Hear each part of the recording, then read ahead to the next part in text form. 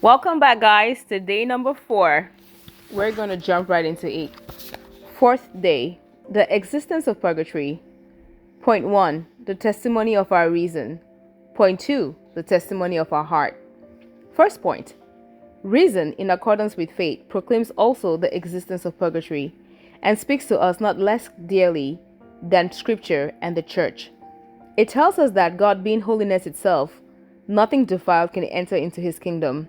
Between the greatest good and the smallest evil, there is an insurmountable barrier, and that a soul, if stained by any spot, however slight, is unworthy to be united to him until it undergoes purification. If this were not so, sin would for the first time be introduced into heaven. O Lord, exclaims the royal prophet, who shall dwell in thy tabernacle, or who shall rest in thy holy will, in thy holy hill? He that walketh without blemish and worketh justice. Psalms 14, verses 1 and 2. Reason tells us also that God, being infinitely just, he exacts reparation, that he can no more leave sin unpunished than he can leave unrewarded the smallest act of virtue. It follows then that he who has not satisfied for his sins in this world would infallibly have to satisfy for them in the next. The satisfactions that we shall have omitted rendering to the justice of God during this life, the justice of God will render to itself after our death.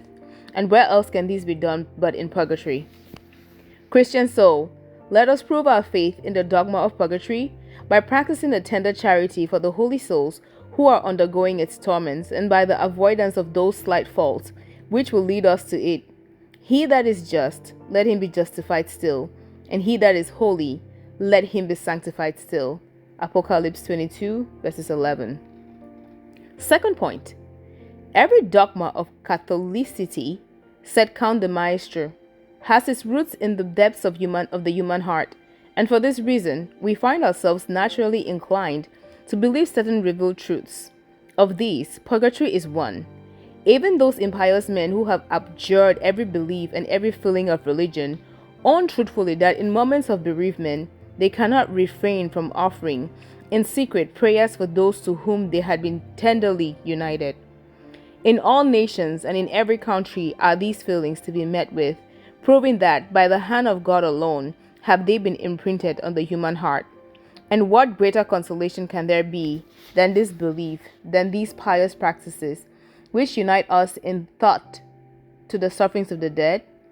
Yes, it becomes a necessity for us to believe that beyond the grave there exists a place of expiation that is not hell, but the way to heaven. It becomes a necessity for us to believe that our relatives and friends who are the prisoners of divine justice are helped by our prayers and good works, that they see and hear us, and that one day, when our turn comes, we also shall experience the same relief.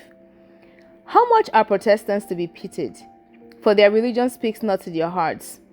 O Holy Catholic Church, exclaimed a venerated prelate, true religion of the heart, how I love to see thee dispelling the dark clouds of grief, brightening sorrow with a ray of sunshine, and casting flowers on our funeral path. Example. A young Scotch Presbyterian had an only brother to whom he was much attached and who met his death very suddenly. He had joined a party bent on pleasure and was struck with apoplexy in the midst of his companions, who had little expected such an occurrence. Ever after the sad event, the young Scotchman gave way to melancholy. He thought incessantly of the sudden transition from worldly festivities to the dread tribunal of God's judgment, and he feared that his brother would not have been sufficiently free from stains of sin to entitle him to enter at once into the kingdom of heaven, and the Protestant religion showed him no intermediate place between heaven and the abyss of hell. To divert his mind from the melancholy which oppressed him, he was ordered to travel. In one of his journeys in France, he met a priest to whom he told the subject of his grief. "My good friend," said the priest, "you will never find either comfort or hope except in the Catholic religion, which is so admirably adapted to the needs of the human heart. That church tells us that there exists between heaven and hell a third place, where souls finish their purification and where we can help them by our own prayers. You, as a Protestant, do not believe in this and are deprived of the consolation it affords, But become a Catholic, and you will then be able to pray for your beloved brother. You will hold converse with him, and each day you will pray for his admittance into heaven. Then, and then, only will you be freed from the grief which oppresses you. The young man followed the advice that had been given him. He made his abjuration and was received into the church, and as a true Catholic, was often seen kneeling in prayer by his brother's grave. How true it is that the belief in purgatory is a necessity for the human heart. Prayer. Yes, O God, my heart needs the assurance that death does not put an end to intercourse with those from whom it separates me, and that my prayers and tears can plead with thee for them and hasten their entrance into eternal happiness. Blessed be thou for making an article of faith what is to us so great a consolation. O Jesus, show mercy to the faithful departed in the dwelling place of eternity. May they rest in peace. Requiescant in pace. And this is the end of day 4. Thank you guys for listening, and I will see you in the next video. God bless.